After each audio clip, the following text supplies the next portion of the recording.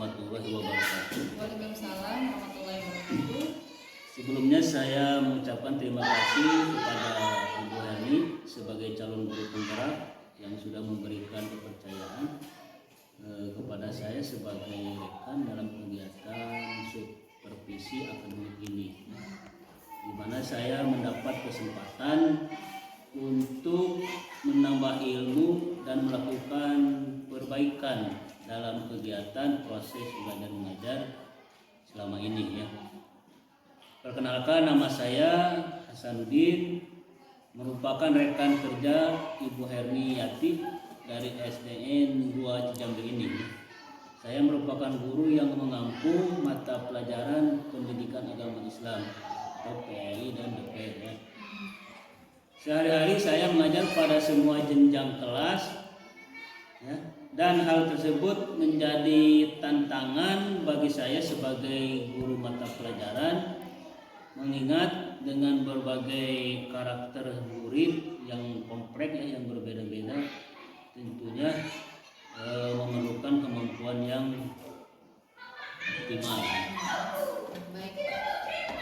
Baik Pak, terima kasih untuk perkenalannya.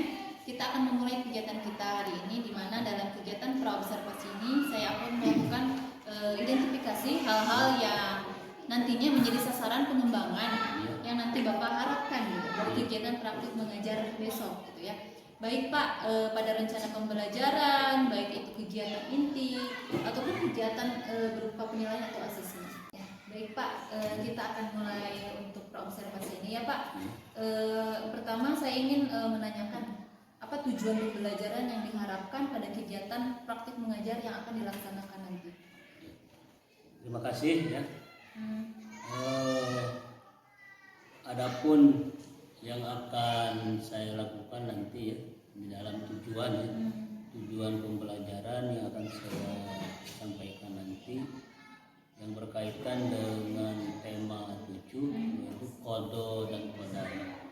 Tujuannya yaitu di mana siswa diharapkan dapat meyakini dengan benar adanya kodo dan kodar ya. Itu yang pertama. Yang kedua, diharapkan juga siswa memiliki suatu perilaku yang mencerminkan beriman kepada kodo dan kodar. Kemudian yang terakhir atau yang ketiga, siswa juga dapat memberikan contoh kodo dan kodar yang berkaitan dengan materi yang diajarkan di dalam dan kehidupan yang nyata sehari-hari siswa. Jadi tujuannya itu materinya tentang kodo dan kodar. Iya.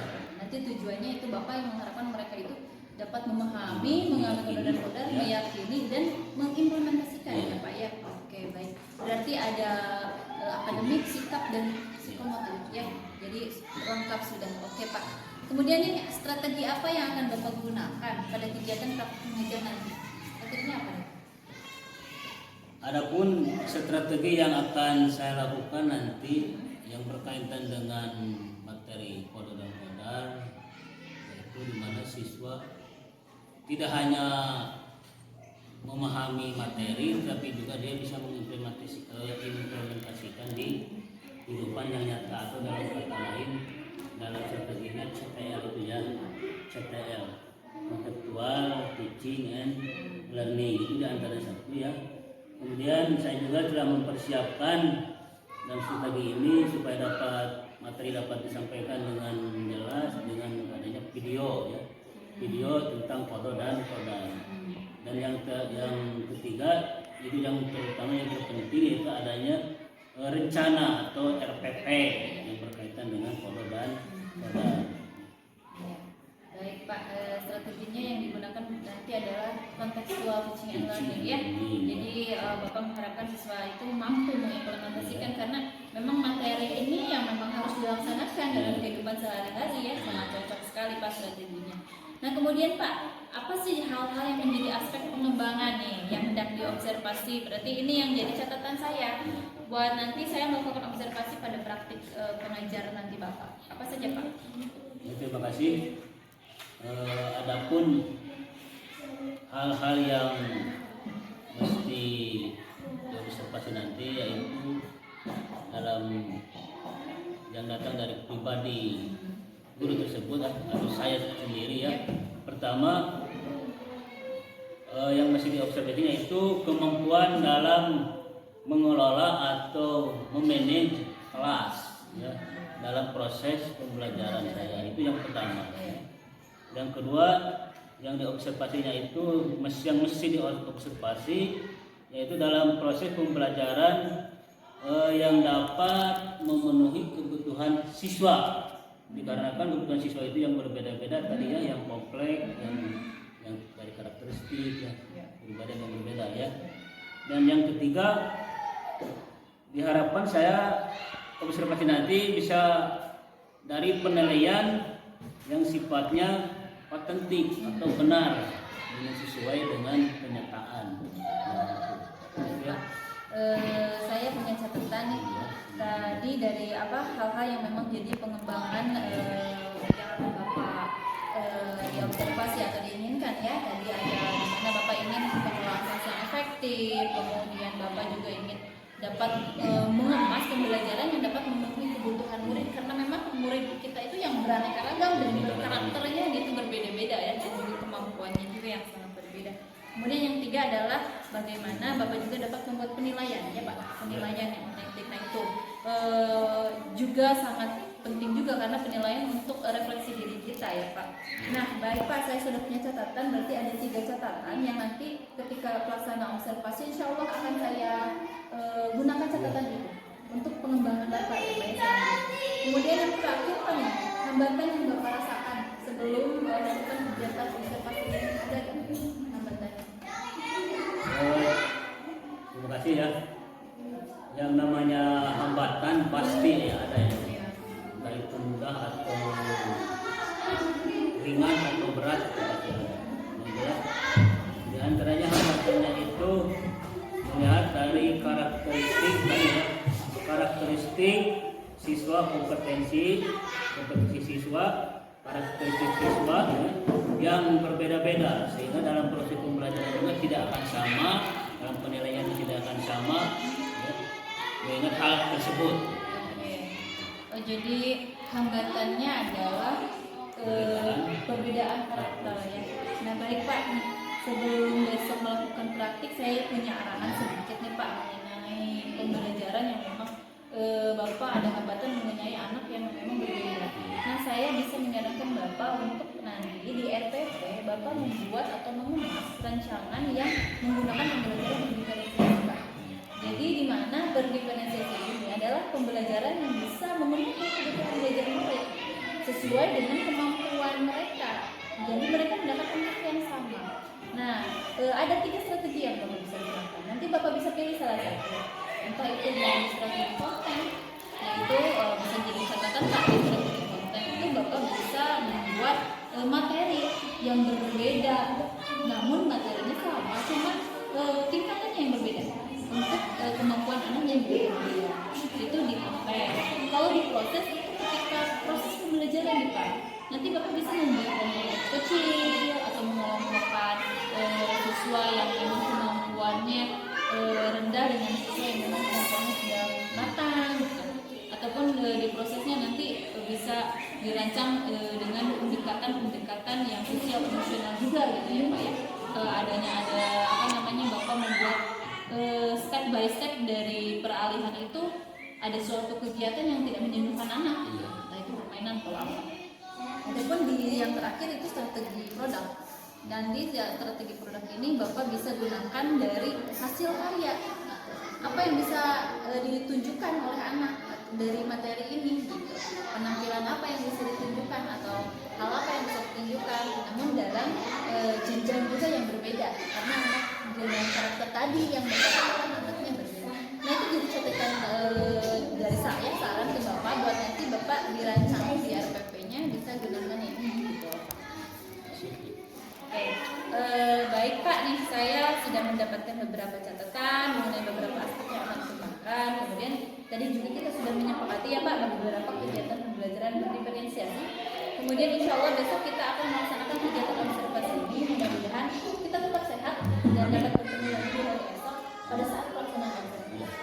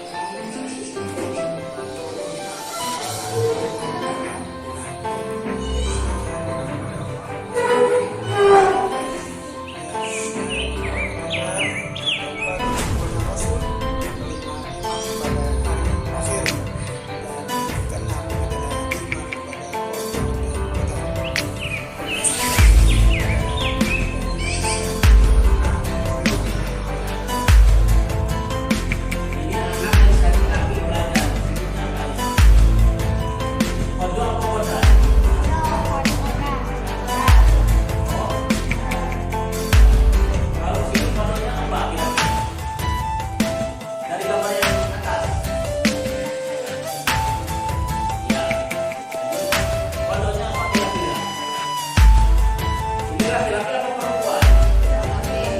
Laki. Foto itu dia seorang manusia yang berjenis laki-laki dengan ikan apa? Atau ini apa ini? Nah, yang di bawah. Ini termasukkan kepada kodar juga ya. Kalau kodenya apa ini? Sama dilahirkan sebagai manusia atau orang laki-laki, orang petani. Kodanya apa? Kodanya ini manusia maksudnya. Coba untuk matahari bisa. Kalau matahari itu apa? Termasuknya. Kita bisa berpikir kritis ya. Dari gambar ini kita bisa menentukan nama. Tapi yang tidak bisa diubah seperti seorang yang dilahirkan menjadi perempuan atau seorang yang dilahirkan menjadi laki-laki itu diubah. Nah, kalau tidak mau jadi seorang laki-laki, perempuan tidak mau jadi laki-laki tidak bisa berubah. Silakan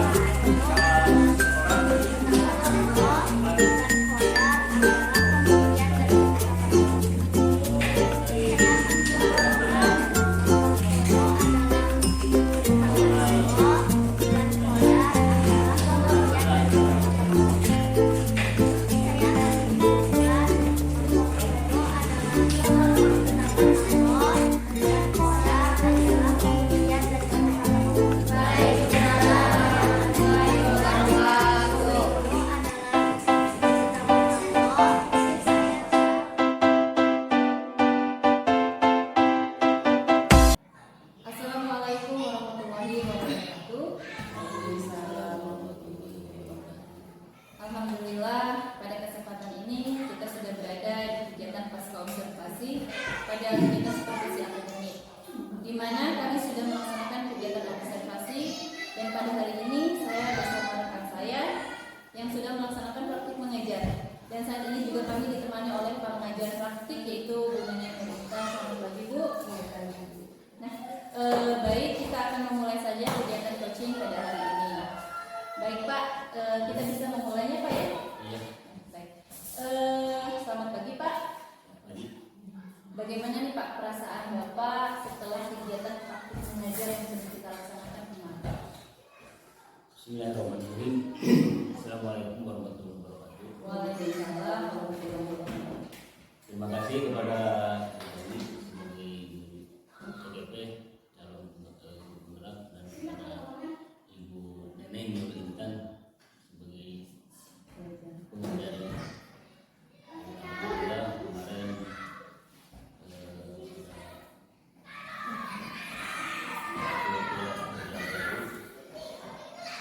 proses pembelajaran sesuai dengan tujuan ya. Adapun kekurangan dan kelebihannya pasti tidak akan terlepas dari itu semua ya. Di prosesnya itu baik. Baik ya Pak ya. Rasanya gimana? Senang Pak? Senang ya. Alhamdulillah rasanya senang ya. Baik nih Pak. Kemudian apa nih hal-hal yang menarik yang Bapak temukan saat kegiatan pembelajaran kemarin? Hal yang menarik. Iya, ya. Kemarin dalam proses pembelajaran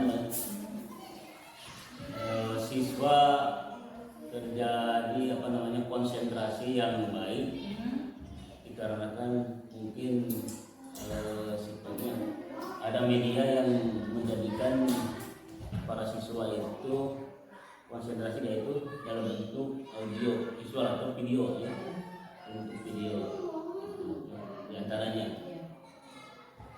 Kemudian siswa bisa berpikir kreatif nantinya ke depannya ya, seperti apa mungkin menerima atau menangkap pembelajaran seperti itu ya, karena mungkin belum terbiasa ya.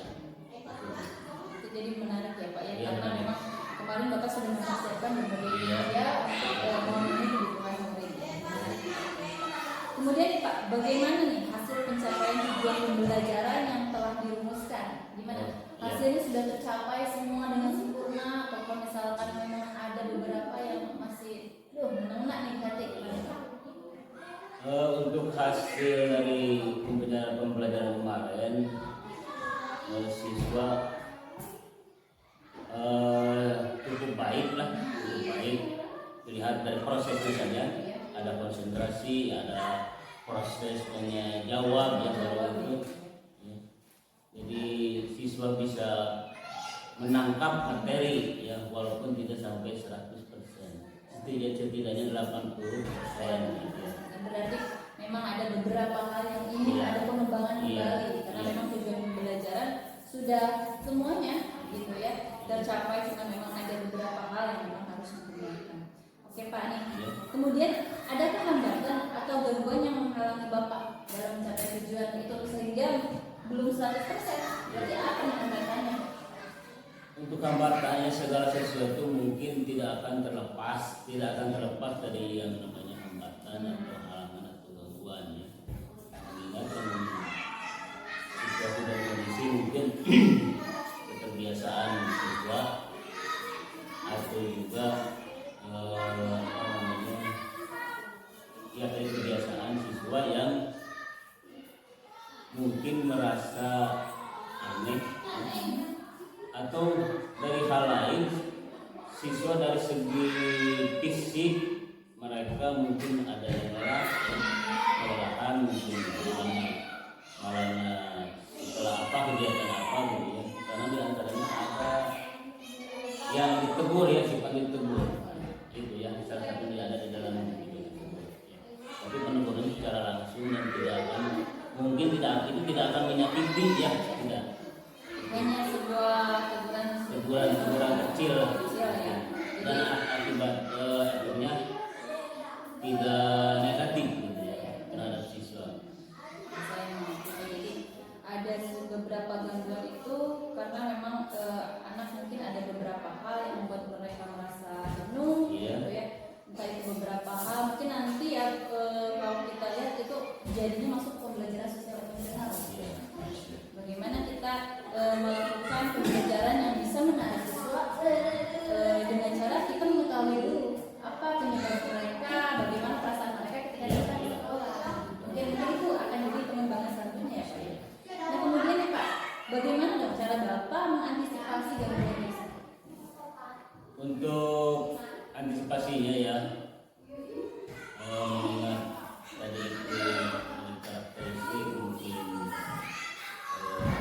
kehidupan mereka ya, kalau dengan dikatakan tidak akan sama. Setelahnya pulang dari sekolah, mereka tidak akan langsung istirahat dan dia membantu tua lain ya, melihat dari sana. Untuk mengantisipasinya mungkin mereka di dalam apa tadi gangguan tersebut langsung bisa di konsentrasi langsung.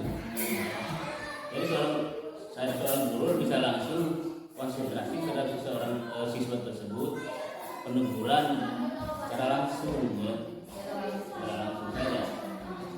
Jadi Bapak mengantisipasinya situasional ketika pembelajaran, kemudian secara langsung itu mungkin diberi disiplin.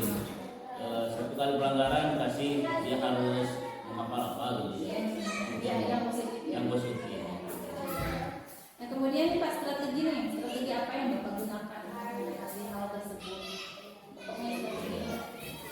Untuk mengatasi hal tersebut, yang namanya strategi yang tidak terlepas dari awal mula perencanaan.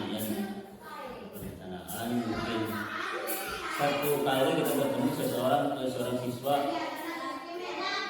kita telah mengetahui permasalahan ini ya. Kemudian untuk kedepannya ada satu pengarahan khusus ya, tercatat orang-orang yang anak-anak yang mana yang kurang berdisiplin, sehingga pendekatannya secara tradisional ya, dalam situasional untuk menghindari apa namanya traumatis Memang tidak boleh kan ya Pak ya. Di dunia pendidikan itu adanya hukuman gitu ya. Namun kita menggunakan tadi pembelajaran sosial emosional secara pendekatan. Kemudian kekuatan apa nih Bapak miliki saat ini? Bapak punya apa? untuk kekuatan sekarang ini ya, ada yang namanya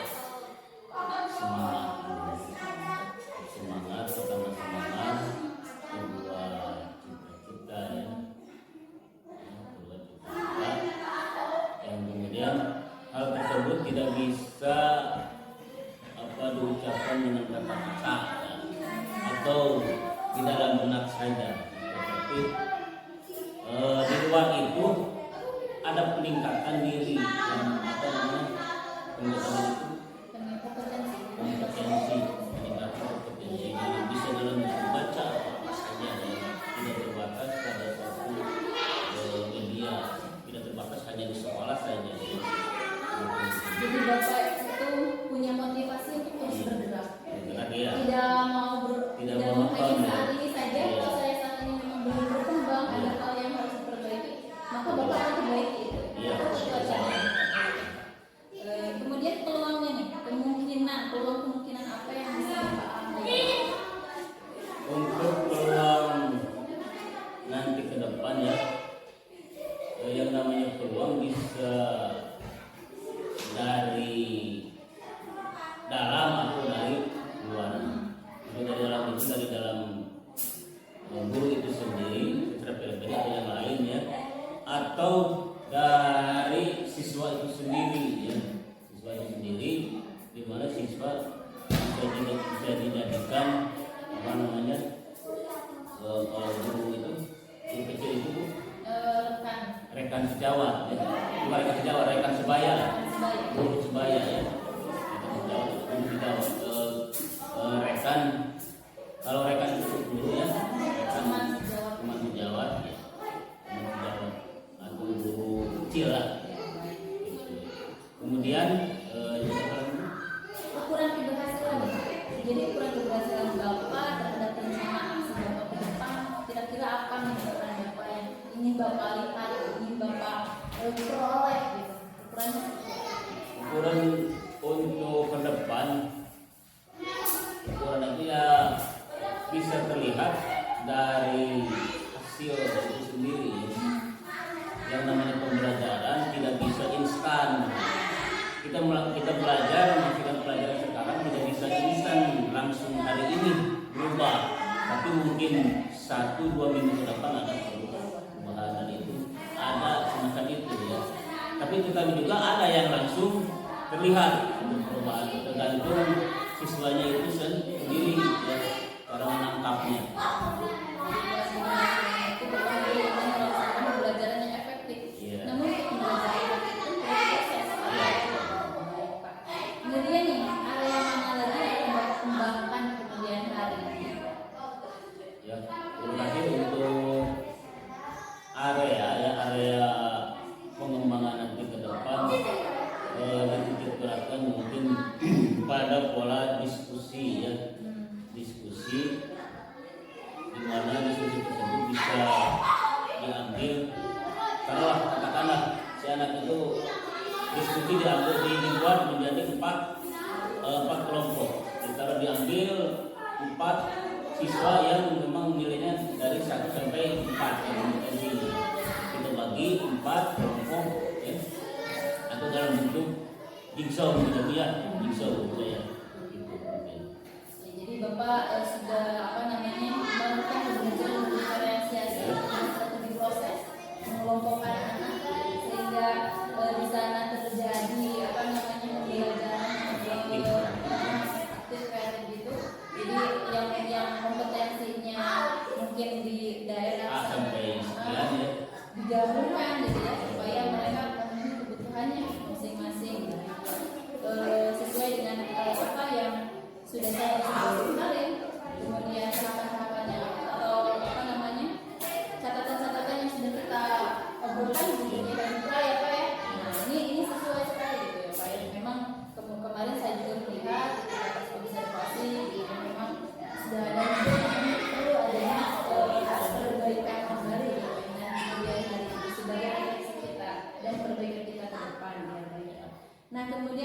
Pak, kegiatan observasi supervisi akademik mengenai praktek mengajar sudah kita laksanakan. Kegiatan evaluasi bersama juga kita hari ini, gitu ya. Tadi kita juga sudah menggarisbawahi ada beberapa hal yang sudah juga, ada hal yang masih perlu ditingkatkan sebagai catatan-catatan yang kemarin sudah kita sepakati, gitu ya Pak ya. Dan itu menjadi kata Bapak bahwa saya mau berubah. Artinya kegiatan kita tidak hanya hari ini saja. Berarti kita akan ada pertemuan selanjutnya, gitu. Akan ada supervisi akademik selanjutnya supaya saya semakin berkembang, Bapak juga semakin berkembang. Harapan kita adalah visi impian kita tercapai. Jadi itu ya Pak ya. Nah nih Pak, untuk yang terakhir, coba Bapak berikan kesimpulan dari kegiatan hari ini yang Bapak bisa ceritakan. Kemudian kira-kira apa yang Bapak mau lakukan di kemudian hari yang berbeda? Terima kasih ya. Untuk kegiatan hari ini ya, mungkin suatu langkah mungkin ke depan sebagai apa namanya introspeksi diri dan bagi pribadi dan atau yang lain juga seperti itu. Semestinya seperti inilah ya. Dan tidak hanya sebatas pada guru tertentu ya pada hari ini. Seorang CGP atau nanti bukan CGP juga bisa melakukan supervisi pada guru yang lain. Diharapkan seperti itu ya. Diharapkan seperti itu. Jadi untuk meningkatkan kualitas kompetensi guru ya. Walaupun ya, ada sekali bedanya jauh antara dia mengajar dilepaskan saja dan atau ada yang melakukan supervisi. Itu diharapkan ke depan harus ada supervisi, jangan hanya sekarang saja. Ya. Ya betul Pak. Dari yang Bapak katakan menjadi apa namanya, menjadi suatu hal yang harus memang kita kan di sini gitu. Bukan hanya ini saja, tapi mungkin Bapak juga menjadi supervisor nantinya pada guru-guru lain. Baik Pak. Nah terima kasih, mungkin kita sudah melakukan kegiatan observasi ini dan tadi bahwa selanjutnya kita akan di sana ya Pak. Kita akan agendakan kembali ya Pak, agendakan kembali supaya terus berkembang. Terima kasih atas atensi yang diberikan kepada rekan saya yang ini betul-betul Bu sudah membantu saya. Kemudian juga kepada ibu pengajar praktik yang sudah membimbing saya juga terima kasih banyak. Mudah-mudahan kegiatan praktik baik ini yang kita lakukan hari ini akan terus berkembang dan berlanjut